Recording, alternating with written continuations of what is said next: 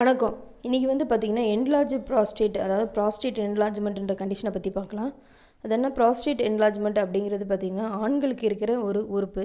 So இந்த prostate அப்படின்னு சொல்லுவாங்க. அதாவது யூரினரி பிளாடர் இருக்குது பார்த்திங்களா, அந்த யூரினரி பிளாடர் வந்து அதுக்கு மேலே தான் வந்து இந்த உறுப்பு இருக்கும்.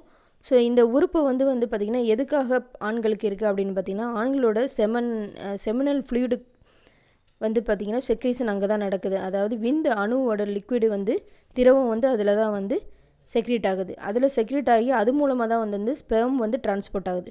சரிங்களா?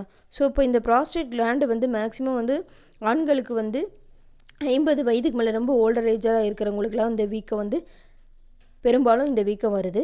ஸோ இந்த வீக்கம் வர்றதுக்கான காரணம் என்ன அப்படின்னு பார்த்திங்கன்னா டெஸ்டோஸ்டிரான் ஹார்மோன் வந்து சுரக்கிறதுனால, அந்த ஹார்மோனல் இம்பேலன்ஸ்னால வரதான் வந்து இந்த வீக்கம்.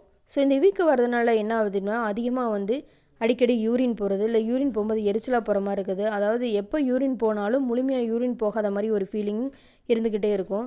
சிலருக்கு வந்து பார்த்திங்கன்னா நைட் நேரத்தில் வந்து அதிகமாக யூரின் வந்து போய்கிட்டே இருக்கும். ஸோ ஏன் அப்படின்னு பார்த்தீங்கன்னா இந்த ப்ராஸ்டேட்டுக்கு அடியில் தான் வந்து பார்த்திங்கன்னா பிளாடர், யூரினரி பிளாடர் இருக்குது. ஸோ இந்த ப்ராஸ்டேட் வீக்கமாகும்போது அந்த யூரினரி பிளாடர் மேலே அழுத்தம் ஏற்பட்டு வந்து பார்த்திங்கன்னா அவங்களுக்கு வந்து போகிற யூரினேஷன் வந்து முழுமையாக போகாமல் கொஞ்சம் அப்படியே கலெக்ஷனாக இருந்துகிட்டே இருக்கும். ஸோ அப்படி இருக்கும்போது சில நேரம் ஸ்டோன் ஃபார்மேஷன் ஆகிறது, இல்லை ரொம்ப இன்ஃபெக்ஷன் இந்த மாதிரி பிரச்சனைகள்லாம் வரதுக்கான வாய்ப்பு இந்த மாதிரி யூரினரி ப்ராப்ளம்லாம் இருக்கும். சரிங்களா? ஸோ இதுக்கான மெடிசின்ஸ் வந்து ஹோமியோபதியில் இருக்குது. இந்த வீடியோ பிடிச்சிருந்தா லைக் பண்ணுங்கள், ஷேர் பண்ணுங்கள். நோயை பற்றின சந்தேகங்கள் இருந்தால் நீங்கள் ஆன்லைன் மூலமாக கன்சல்டேஷன் பண்ணலாம். டிஸ்கிரிப்ஷனில் நம்பர் இருக்குது. ஹோமியோபதி மருந்துகளும் வாங்கிக்கலாம். நன்றி, வணக்கம்.